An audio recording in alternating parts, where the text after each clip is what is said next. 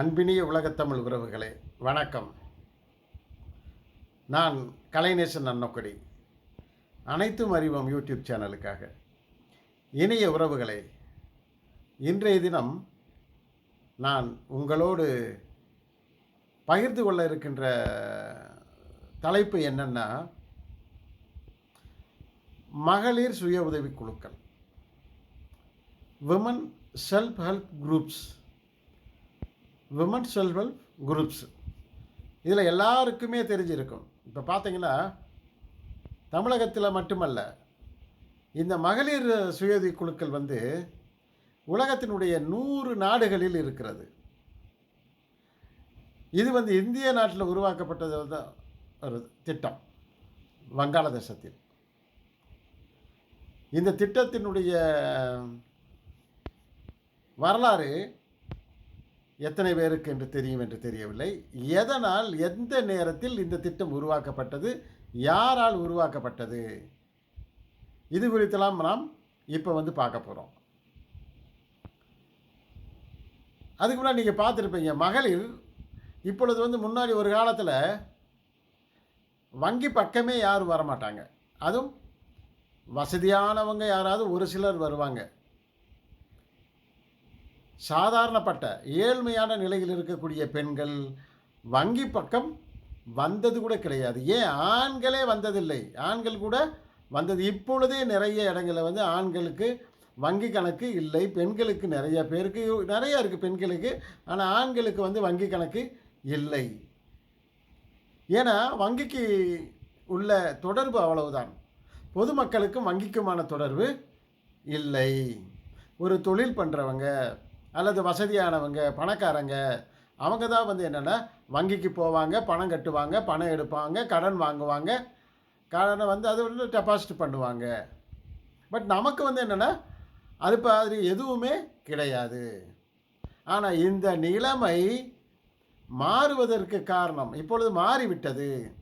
பெண்களுடைய பணம் பல கோடி ரூபாய் வங்கிகளில் வங்கி இருப்பாக இருக்கிறது. அங்கே வங்கிக்கு டெபாசிட்டாக நிறைய பணம், பெண்களுடைய பணம் மகளிருடைய பணம் இருக்கிறது. மகளிர் பார்த்தோன்னா வங்கிக்கு போனோம்னா கூட்டம், மகளிருடைய கூட்டம் அலைபாய்ந்து கொண்டு இருக்கும். இது பல வகைகளில் பெண்களுடைய வளர்ச்சிக்கும் முன்னேற்றத்திற்கும், பெண்களுடைய அதிகாரத்திற்கு, பெண்கள் சக்திக்கு, அனைத்துக்குமே மிக மிக சிறந்த ஒரு திட்டமாக இருக்கிறது. அதனால் இது ஒரு முன்னோடி திட்டமாக விளங்குகிறது. இது அதனால் ஒரு முன்னோடி திட்டமாக விளங்குகிறது. இது இந்தியாவில் மட்டுமல்ல, தமிழகத்தில் மட்டுமல்ல, இந்தியா மட்டுமல்ல, ஒரு தமிழகம் மட்டுமல்ல, உலகம் முழுவதும் சுமார் 100 நாடுகளில் இந்த திட்டம் மிகச் சிறப்பாக நடைபெற்று கொண்டிருக்கிறது இந்த திட்டம். ஆனால் இது ஒரு பக்கம். ஆனால் மற்றொரு பக்கம் இதனுடைய நிலையை நாம் தொடர்ந்து பார்க்கலாம். அதற்கு முன்பாக எத்தனை பேருக்கு தெரியும் இந்த திட்டம் எப்பொழுது உருவாக்கப்பட்டது என்று? யாரால் உருவாக்கப்பட்டது, எங்கு உருவாக்கப்பட்டது?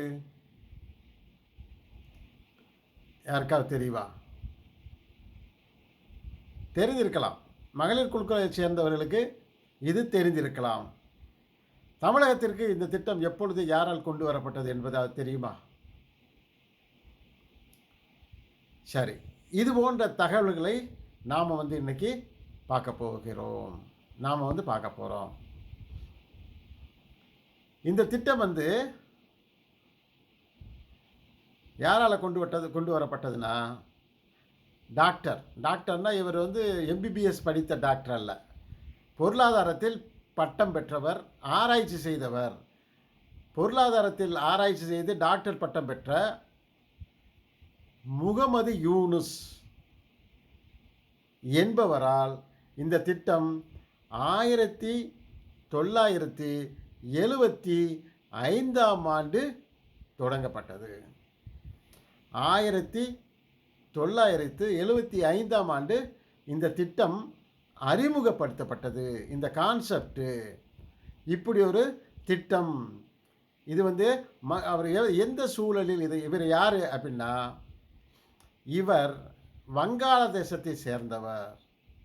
வங்காள தேசத்தில் 1940ஆம் ஆண்டு ஜூன் மாதம் 28ஆம் தேதி இவர் பிறந்தார். அவங்க குடும்பத்தில் வந்து 9 பேர். அந்த 9 பேரில் வந்து 3வது ஆளாக பிறந்தவர் தான் இந்த முகமது யூனுஸ் என்பவர். இவர் மிகப்பெரிய பணக்காரரும் கிடையாது, அதே நேரத்தில் மிக ஏழையும் கிடையாது. இவர் நடுத்தர குடும்பத்தை சார்ந்தவர், நடுத்தர வகுப்பை சேர்ந்த குடும்பத்தில் இருந்தவர். இவர் கடுமையான உழைப்பாளி.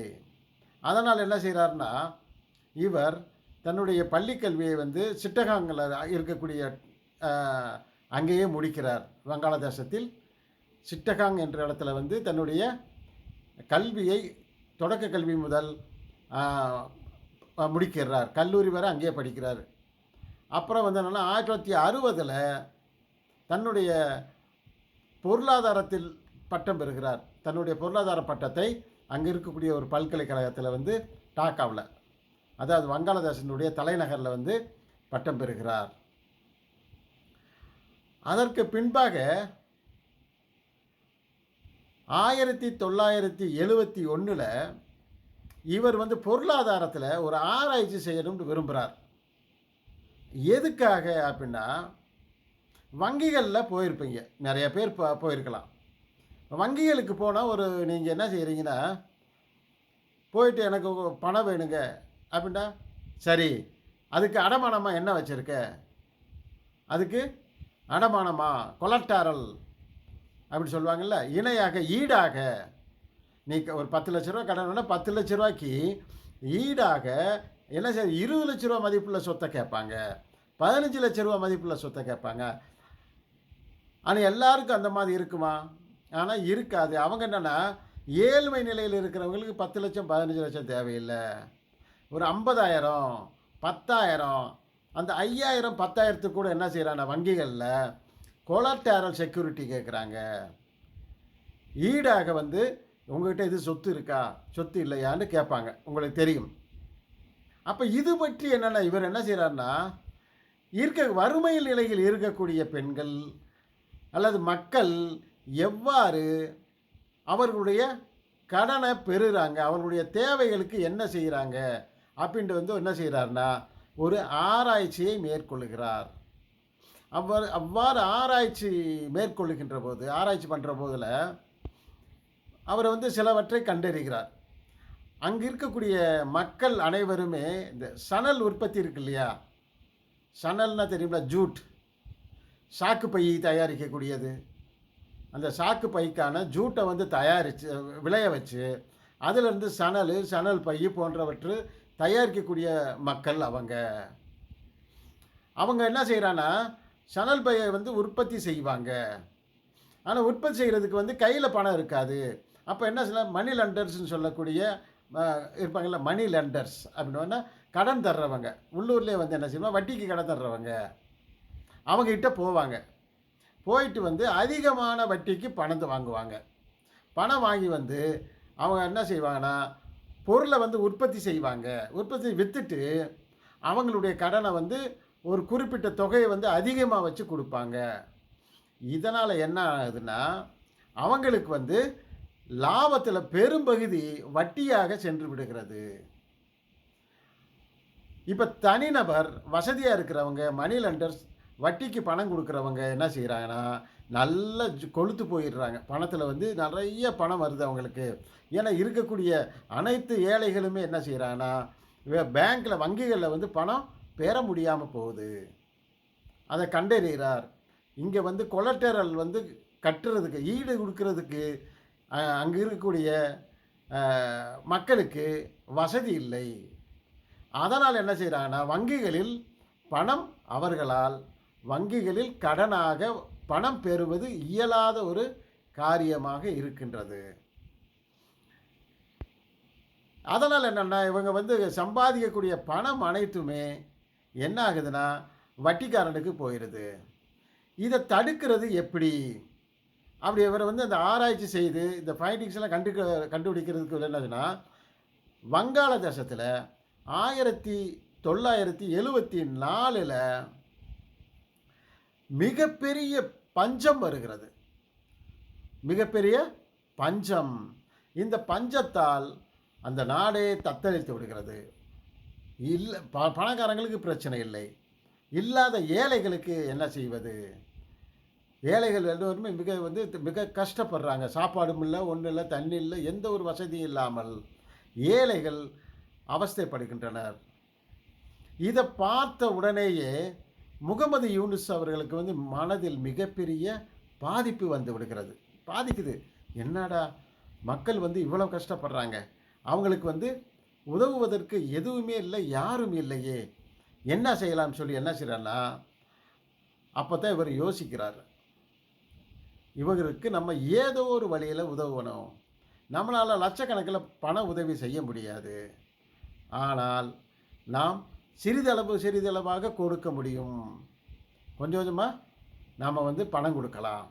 அவங்களுக்கு கொலட்டரல் செக்யூரிட்டி இல்லாமல், ஈடு வாங்காமல், குறைந்த வட்டிக்கு குறைந்த பணமாக கொடுக்கலாம். அதுதான் மைக்ரோ கிரெடிட், நுண்கடன் அப்படின்றது. நுண்கடன்னா மிக குறைவான கடன், 1000, 5000, 2 இவ்வளோ இது மாதிரி மிக குறைந்த அளவு கடனை கொடுப்பது.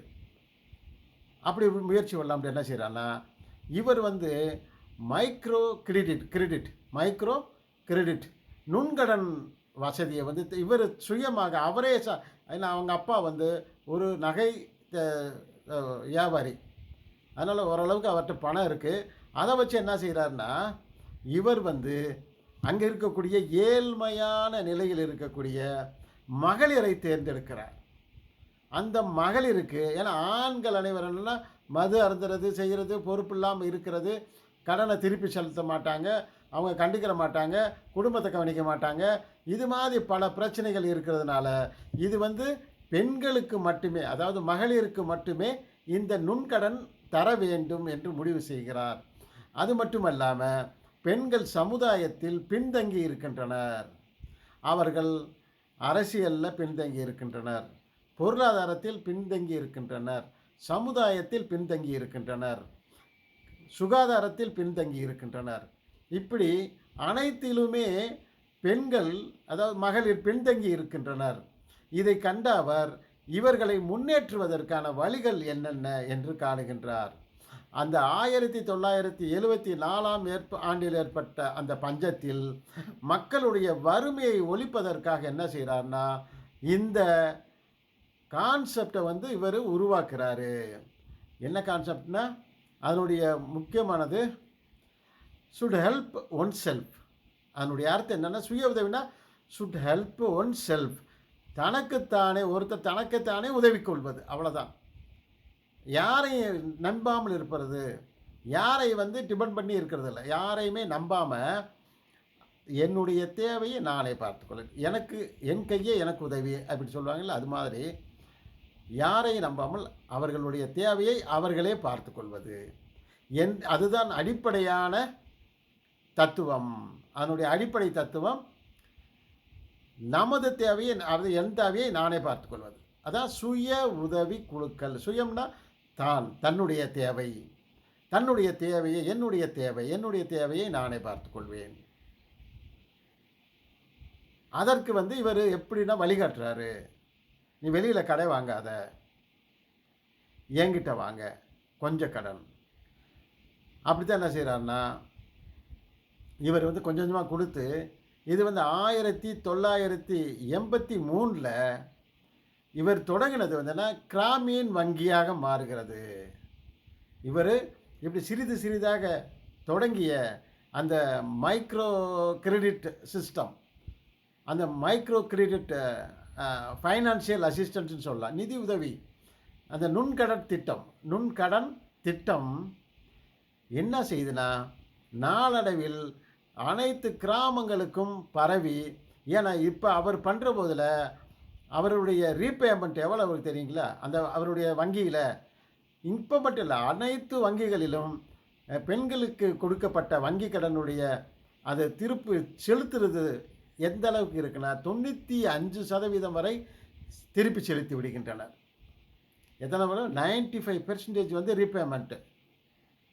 95% வரை அவங்க என்ன செய்கிறாங்க, திருப்பி வங்கிக்கு கடனை திருப்பி செலுத்துகின்றனர். இந்த கிராமியன் வங்கியும் அதுபோல் என்னென்னா, அவர்கள் கொடுத்த அந்த மைக்ரோ கிரெடிட், அந்த நுண்கடனானது 95% மகளிரால் திருப்பி செலுத்தப்பட்டு விடுகிறது. இவ்வாறு திரும்ப திரும்ப திரும்ப திரும்ப செய்கின்ற போது என்ன ஆகிறதுனா, இது அப்படியே பெருகி கிராமியன் வங்கியாக 1983 ஆண்டில் பெரிய அந்த நாட்டினுடைய மிகப்பெரிய வங்கிகளில் ஒன்றாக மாறுகிற மக்கள் வங்கி. இது பணக்காரனுக்கானதல்ல, இது வந்து only for public, poor people. Poor பீப்புளுக்கு வந்து சொந்தமான வங்கி அப்படி மாறிவிடுகிறது. இவருடைய சேவை இங்கு மட்டும் இல்லை, இந்த திட்டத்தை உலக நாடுகள் அனைத்துமே காணுகின்றன. உலக நாடுகள் அனைத்துமே இவருடைய திட்டத்தை எடுத்து செயல்படுத்த தொடங்குகின்றன. அமெரிக்கா, லத்தீன் அமெரிக்கா, ஆப்பிரிக்கா நாடுகள், இந்தியா, அனைத்து நாடுகளுமே என்ன செய்யுதுன்னா, இவருடைய திட்டத்தை பார்த்து மிக எளிமையான திட்டம், அது மட்டும் இல்லாமல் மகளிருக்கு மிகவும் பயனுள்ள திட்டம், மகளிருக்கு மிகவும் பயனுள்ள திட்டம், மகளிருடைய ஏழ்மையை போக்குகின்ற திட்டம். அது ஒன்று மட்டும் தெரிஞ்சுக்குங்க, மகளிர் பொருளாதாரத்தில் தன்னிறைவு அடைவதற்கு உகந்த திட்டம்.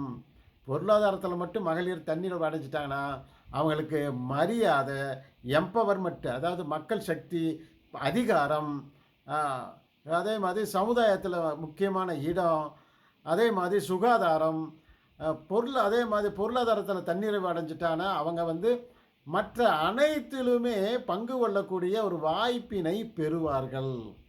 அதனால்தான் பெண்கள் வந்து என்றைக்குமே பொருளாதாரத்தில் தன்னிறைவு பெற வேண்டும். அவங்களுக்கு வந்து யாரையும் நம்பி இருக்கக்கூடாது. யாரையும் வந்து இன்னொருத்தவங்களை நீங்கள் டிபெண்ட் பண்ணி இருக்க உங்களுடைய உரிமைகள் அனைத்தும் பறிக்கப்படும். நீங்கள் அடிமைகள் போல் நடத்தப்படுவீர்கள். அதனால் நீங்கள் விடுதலை பெறுவது எங்கன்னா பொருளாதார விடுதலை தான் முதல் விடுதலை. அந்த உங்களுடைய பொருளாதார விடுதலை வந்து மற்ற எல்லாவற்றிலிருந்தும் உங்களை விடுதலை செய்யும். அதை வந்து கொண்டு வந்தவர் யார்னா டாக்டர் முகமது யூனுஸ். இவருடைய இந்த சிறப்பான திட்டத்தால் உலக நாடுகள் அனைமே பின்பற்ற தொடங்கின. அதன் காரணமாக இவருக்கு 2006 டாக்டர் முகமது யூனுஸ் அவர்களுக்கு 2006 நோபல் கமிட்டி அமைதிக்கான நோபல் பரிசை கொடுத்தது. அமைதிக்கான நோபல் பரிசை வந்து கொடுத்தது. சரிங்களா? சரி, இது வந்து என்னென்னா, இது தோன்றின வரலாறை வந்து பார்த்துட்டோம். தமிழகத்துக்கு இந்த திட்டம் எப்போ வந்துச்சுன்னு தெரியுமா? யார் கொண்டு வந்தாங்க? தமிழகத்திற்கு இந்த திட்டத்தை கொண்டு வந்தவர் நமது முத்தமிழறிஞர், முன்னாள் முதல்வர் கலைஞர் மு கருணாநிதி அவர்கள். இந்த திட்டத்தை வந்து தமிழகத்திற்கு கொண்டு வந்தவர் முத்தமிழறிஞர் மு கருணாநிதி அவர்கள் முதல்வராக இருந்தபோது 1989 முதலாக தமிழகத்துக்கு இந்த திட்டத்தினுடைய சிறப்பை உணர்ந்து தமிழக முதல்வர் முதலாக எங்கே அறிமுகப்படுத்துகிறார்னா தருமபுரி மாவட்டத்தில் இந்த திட்டத்தை அறிமுகப்படுத்துகின்றார். இன்றைய தினம் பார்த்தால் தமிழகத்தில் லட்சக்கணக்கான குழுக்கள் இருக்கின்றன. சுய உதவி குழுக்கள், மகளிர் சுய உதவி குழுக்கள். மகளிர் தான் இல்லை, ஆண்கள் இருக்கலாம். அதே நேரத்தில் திருநங்கைகள் தனியாக தொடங்கி கொள்ளலாம், அவர்களுக்கு தேவையானது உருவாக்கி கொள்ளலாம். இது வந்து அடிப்படையில் ஒரு தத்துவம், அவ்வளோதான். மற்றபடி இது யாரும் எல்லோரும் பயன்படுத்தக்கூடிய ஒரு தத்துவம், எளிமையானது. இதனால் இவர்கள் மிகச்சிறந்த முன்னேற்றம் அடைந்தனர். மகளிர் இந்த திட்டத்தினால் மகளிர் அனைத்து துறைகளிலும் சிறந்து விளங்க தொடங்கினர். இந்த திட்டத்தின் காரணமாக உள்ளூரில் என்னென்ன வளங்கள் இருக்கிறதோ அந்த வளங்களை பயன்படுத்தி மகளிர் தொழில் முனைவோர்கள் உருவானார்கள். தொழில் முனைவோர் அப்படின்னா ஆண்ட்ரப்ரூனர்ஸ் வந்து உருவாகுது. உள்ளூரில் வந்து இருக்கக்கூடிய வளங்களை பயன்படுத்தக்கூடிய திறமை பெற்றவர்களாக மகளிர் இருக்கின்றனர். மகளிர் வந்து பார்த்துருப்போம், அரசு உதவி செய்வதன் மூலமாக என்னென்னா அவர்களுடைய பிரதிநிதித்துவம் எல்லாவற்றிலும் இருக்கிறது.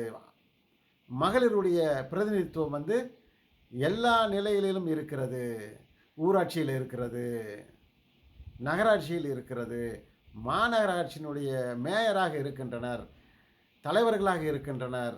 அனைத்திலுமே மகளிர். அதே மாதிரி வந்து இப்போ எல்லா வாரியம் எதை எடுத்துக்கிட்டாலும் வந்து அங்கே இவங்களுடைய பங்கு வந்து இருக்கிறது. அதே மாதிரி எங்கேனாலும் கூட்டம் போட்டாங்க கூட இவங்க முன்னாடி நிற்கிறாங்க, கேள்வி கேட்குறாங்க. இன்னொன்று என்ன, இவர்கள் சேமிக்க தொடங்கிட்டாங்க. முன்னாடி என்ன செய்வாங்கன்னா, சேமிப்புன்றது பழைய காலத்தில் முன்னாள் காலங்கள் என்ன செய்வாங்க, சிறுவாடுன்னு சொல்லுவாங்க. அதே சிறுவாடு சேர்க்குறது. அந்த சிறுவாடு எங்கே இருக்கும், அரசர் அஞ்சரை பெட்டிக்குள்ளே. அஞ்சரை பெட்டின்னா அந்த சீரக டப்பா, பருப்பு டப்பா, அரிசி டப்பா இதுக்குள்ளே வந்து போட்டு வைப்பாங்க. இது இல்லையா என்ன செய்வாங்கன்னா, கூரைகளில் வந்து சொருகி ஒரு பேப்பரில் சுற்றி கூரையில் சொருகி வைப்பாங்க. இதனால் என்ன ஆகுது அப்படின்னா, அல்லது என்னென்னா கொஞ்சம் சேர்ந்துச்சுன்னா நகைகளாக மாற்றிக்கொள்வார்கள். தங்கத்தில் முதலீடு பண்ணுவாங்க. நகைன்னா சின்ன சின்ன தோடு, சின்ன நகைனால் உருவான அணிகலன்களை வந்து வாங்கி போடுவாங்க. வெள்ளி நகைகள் வந்து அணிகலன்களை வந்து வாங்கி போடுவாங்க. ஆனால் இதை வந்து பல நேரங்களில் மறந்து விடுவார்கள் அல்லது திருடு போய்விடும். அஞ்சரை பெட்டியில் வச்சுருப்பாங்க, புருஷன் எடுத்து போயிடுவா, இல்லாட்டி மகை எடுத்து போயிடுவான். அப்போ அது பாதுகாப்பு இல்லாமல் இருக்குது. அது மட்டும் இல்லைன்னா இப்போ வந்து எங்கேயோ ஒளிச்சு வச்சுருப்பாங்க. அப்போ திடீர்னு நெருப்பு பிடிச்சிச்சுன்னா அங்கே ஒளிச்சு வைக்கக்கூடிய அந்த கூரையில் வச்சுருக்கக்கூடிய பணமெல்லாம் எரிஞ்சு போயிடும். அப்போ அவர்களுடைய சேமிப்புக்கு பாதுகாப்பு சுத்தமாக இல்லை. பாதுகாப்பு சுத்தமாகவே இல்லாமல் இருந்து விட்டது.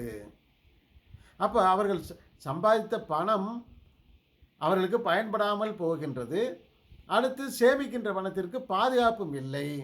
அடுத்து அதனை அடிப்படையாக வைத்து இவங்க டெபாசிட் இருந்துச்சுன்னு வச்சுக்கோங்க, அதை கூட காட்டி என்ன செய்யலாம், இவங்கள் வங்கிகளிலிருந்து கடன் உதவி பெறலாம். அதுவும் இல்லாமல் போகிறது. இதையெல்லாம் அடிப்படையாக இதெல்லாம் வந்து சுய உதவி குழுக்கள் வருவதற்கு இவையெல்லாம் அடிப்படையான காரணங்கள். ஒன்று வறுமை. அடுத்து வந்து என்னென்னா, இந்த வறுமையை ஒழிக்கணும்னா மகளிருக்கு கடன் உதவி செய்யணும். ஏன்னா அவங்க குடும்பத்தை காக்கின்றவர்கள். மகளிர் வந்து வறுமையான நிலையில் இருந்தாலும் அந்த ஒரு குடும்பத்தை காக்கின்ற முக்கியமான பொறுப்பை அவர்கள் எடுத்துக்கொள்கிறார்கள். அதனால்தான் மகளிருக்கு முக்கியத்துவம் கொடுத்து மகளிர் சுய உதவி குழுக்களை அவர் உருவாக்கினார்.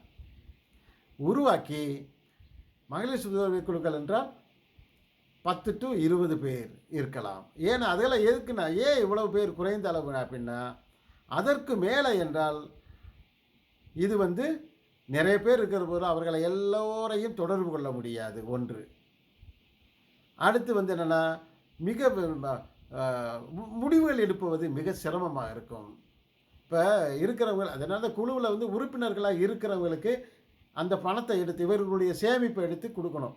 அதை சொல்கிறேன் நான். அது எப்படி செயல்படுகிறது என்பதை அடுத்து நம்ம வந்து வருகின்ற இதில் வந்து நம்ம பார்ப்போம். அதுக்கு முன்னாடி இந்த குழுக்கள் தற்போதை எப்படி இருக்கிறது என்றால், தனியார் ஃபைனான்ஸ் கம்பெனிகளுக்கு இது நல்ல ஏற்ற இடமாக இருக்கிறது. அவர்கள் 2 ரூபாய் வட்டிக்கு பணம் கொடுத்து வாங்கி கொண்டிருக்கின்றனர். இது அரசினுடைய கவனத்திற்கு சென்றிருக்கிறதா என்றால் தெரியாது. அரசு இந்த சுய உதவி குழுக்களை ஒரு ஆய்வு நடத்துதல் மிக மிக முக்கியமானது. ஆய்வு நடத்தி அவர்களுடைய நிலை என்ன, இது வந்து தெரியுமா இல்லை, நிறைய சுய உதவி குழு உறுப்பினர்கள் கடனில் தவித்து கொண்டிருக்கிறார்கள். அவர்களுடைய நகை, அண்டா குண்டா எல்லாமே வந்து அடமானமாகவும் வங்கிகளிலும் இருக்கிறது. அரசு நீங்கள் தெரியும், அரசு வந்து இது முழு வீச்சில் வந்து செஞ்சுக்கு வர்றாங்க. அது தமிழக அரசு சொல்ல வேண்டியதே இல்லை. பல ஆயிரம் கோடி ரூபாயை இந்த மகளிர் குழுக்களுக்கு கடனுதவியாக செய்து வருகின்றனர். தவறே இல்லை, செய்யணும்.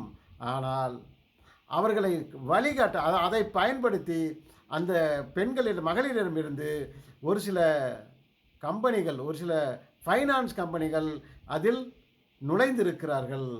நுழைந்து ஏன்னா இவங்க கட்டிடுறாங்க. இது பெரிய மோசமான ஒரு நிலை ஓடிக்கொண்டிருக்கிறது. எந்த பெண்களும் நிம்மதியோட இல்லை. நிறைய இடங்களில் நிம்மதியாக இருப்ப முடியவதில்லை. அதற்கு அடியாட்கள் போல ஆட்கள் வருகிறார்கள். ஒரு அடியாளுக மாதிரி வராங்க. பெண்களை அச்சுறுத்துகின்றனர். அச்சுறுத்தி பணத்தை பெற்று செல்கின்றனர். ஆனால் முழுவதும் ஒரு பைசா இல்லாமல் சென்று அவர்கள். ஆனால் அவசரத்துக்கு பணம் தருகிறார்கள் தான். அவர்கள் பல லட்சங்களையோ ஏதோ தருகிறார்கள் உண்மை. ஆனால் அதற்கு பதிலாக இவர்களுடைய வட்டி விகிதமும் மிக அதிகமாக இருக்கிறது. அதுவா அதனுடைய நோக்கம் என்ன? சுய உதவி குழுக்களுடைய நோக்கம் அவர்களை வறுமையிலிருந்தும் அதே மாதிரி வட்டிக்காரங்கிட்ட கந்து வட்டிக்காரங்கிட்டிருந்து மீட்பது. ஆனால் தற்போது என்னென்னா இவர்கள் மீண்டும் பழைய கதைக்கு சென்று கொண்டிருக்கிறார்கள். அவர்கள் கடன் மேல் கடன் பெற்று அவர்கள் கடனுக்குள் மூழ்கி கிடக்கிறார்கள். மிக அதிகளவு கடனை வாங்கி வைத்திருக்கிறார்கள். அந்த கடனுக்காக இவர்கள் தன்னுடைய நகை நட்டுக்களை இழக்கின்றனர், தன்னுடைய வீடுகளை இழக்கின்றனர், வீடுகளை விற்கின்றனர், வீடுகளை அடமானம் வைக்கின்ற சொத்துக்களை இழக்கின்றனர். இதை தமிழக அரசு புரிந்திருக்கிறதா, தமிழக அரசினுடைய கவனத்திற்கு சென்று இருக்கிறதா என்று தெரியவில்லை. நான் 16 வருடங்கள் மகளிர் மேம்பாட்டு திட்டத்தினுடைய தெரியும். அதனுடைய இருக்க department of women development corporation, அதில் வந்து அதனுடைய பயிற்சி பெற்ற ஒரு பயிற்சியாளன் நான். அப்போது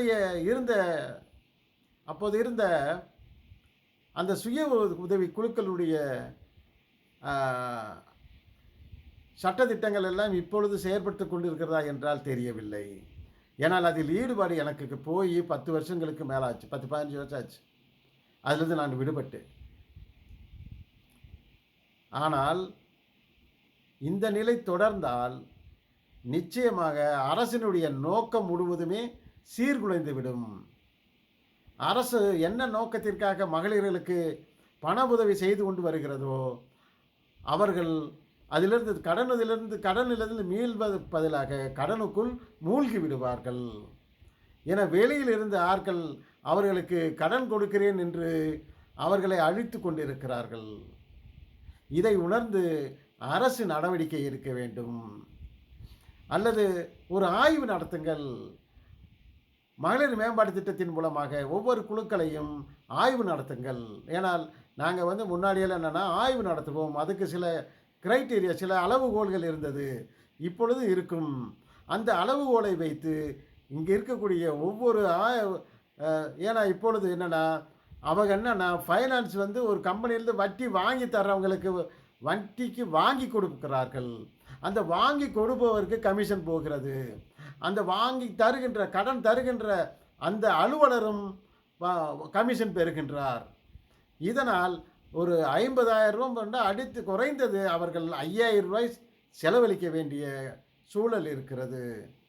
இந்த நிலை தொடர்ந்தால் என்ன நோக்கத்திற்காக இந்த சுய உதவி குழுக்கள் உருவாக்கப்பட்டதோ அந்த நோக்கம் பாலடைந்து விடும். அவர்கள் மேலும் மேலும் மேலும் பாதிக்கப்படுவார்கள். அரசு விழித்து கொண்டு அவர்களை நம்பி பல 1000 கோடி ரூபாயை அரசு மட்டுமல்ல அந்த ஃபைனான்ஸ் கம்பெனிகளும் ஒதுக்கி கொண்டிருக்கின்றன. ஏன்னா இவர்களிடமிருந்து 100க்கு 100% பணத்தை வசூல் செய்து விடுகிறார்கள். நிறைய டாக்குமெண்ட்டில் கையெழுத்து வாங்கிக்கிறாங்க. இது சுய உதவி குழுக்கள் எதுக்காகனா அவர்களுடைய பணம் அந்த குழுக்களுக்குள்ளேயே, குழு உறுப்பினர்களுக்குள்ளேயே அது சுழன்று வர வேண்டும். அதுக்கு பேர் சுழல் நிதி. அதுதான் அரசு கொடுத்து வந்தது. இப்பொழுதோ என்னென்னவோ நடந்து கொண்டிருக்கிறது. அரசு விழித்துக்கொண்டு அதை கவனித்தால் மிகவும் நல்லது. இது இந்த மகளிர் சுயஉதவி குழுவை பற்றி மேலும் நாம் நாளை ஒவ்வொன்றாக பார்க்கலாம். எதற்காக உருவாக்கப்பட்டது பார்த்தாச்சு. அடுத்தடுத்து பார்க்கலாம். நன்றி உறவுகளே.